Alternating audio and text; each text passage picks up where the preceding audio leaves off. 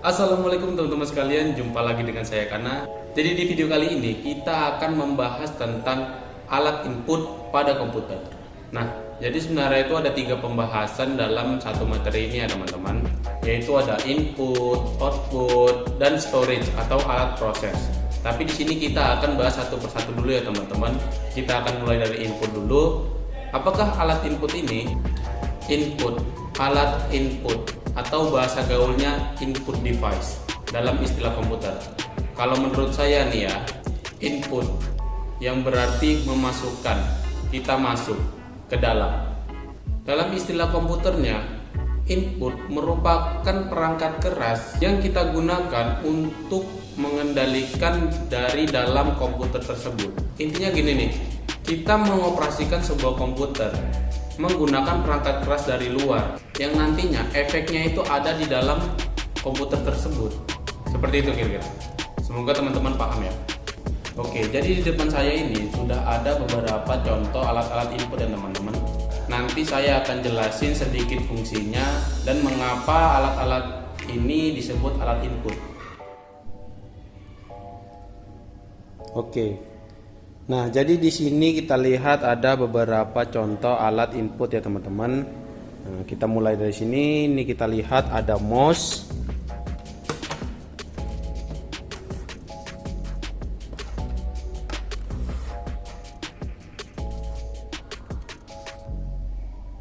mouse ini berfungsi menggerakkan pointer yang ada di dalam komputer ya teman-teman. Nah, kenapa mouse ini dibilang alat input? Karena sudah jelas ya teman-teman, dia berefek di dalam komputer.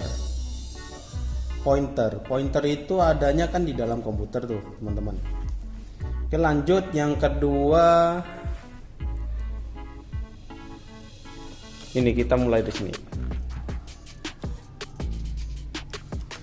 Keyboard. Yang kedua ada keyboard nih teman-teman. Mungkin udah banyak yang tahu dari kegunaan keyboard ini ya teman-teman, yaitu mengetik teks sekaligus bisa menjadi alternatif shortcut yang ada di dalam komputer. Ya seperti yang saya bilang tadi, karena fungsinya itu untuk mengetik teks sekaligus sebagai alternatif shortcut yang ada di dalam komputer. Oke, kita lanjut. Yang ketiga ada scanner.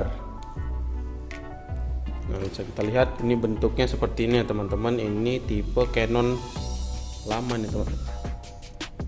Mereknya Canon tapi versi lama.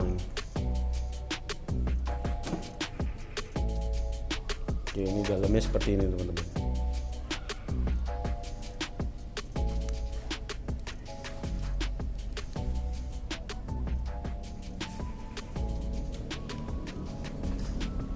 Oke, ini dia scanner.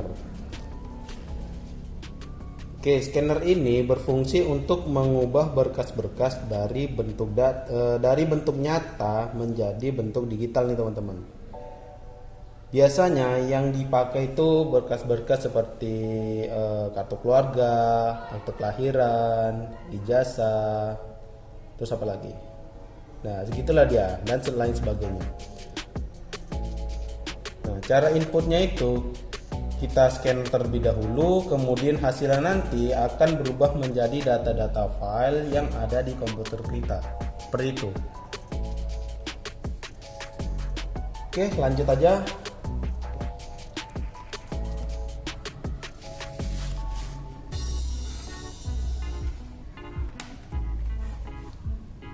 Oke, berikutnya ada mikrofon teman-teman. Mikrofon sebagai alat input.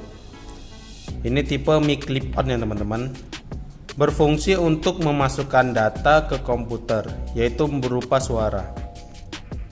Seperti recording atau rekaman, mengirim pesan-pesan suara, karaoke, komunikasi, dan lain sebagainya. Biasanya mikrofon ini dihubungkan terlebih dahulu melalui soundcard ya teman-teman yang ada di komputer.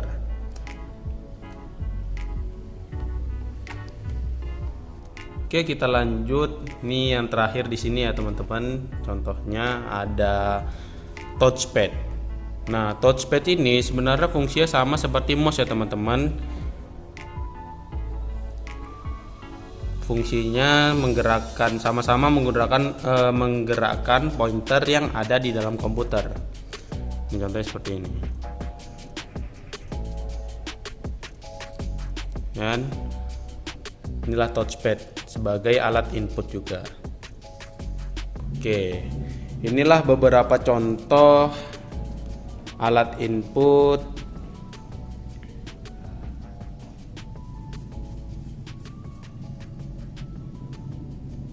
yang ada di sini nih teman-teman. Inilah beberapa alat input yang ada di sini. Sebenarnya masih banyak lagi alat input pada komputer ini ya teman-teman. Ada barcode, terus apa lagi? Joystick, kamera, light pen, webcam, dan lain sebagainya. Tetapi di sini hanya beberapa contohnya saja ya teman-teman. Oke, mungkin sekian dulu pembahasan kita tentang alat input atau input device ini ya teman-teman. Kalau ada yang mau kalian tanyakan, kalian bisa komen aja di bawah. Dan jika ada yang salah dalam pembahasan tadi, saya mohon maaf ya teman-teman, karena saya juga masih tahap belajar. Oke, semoga video ini bermanfaat dan jangan lupa untuk like, share ke teman-teman kalian, dan yang paling penting subscribe. Sampai jumpa di video selanjutnya. Terima kasih. Wassalam.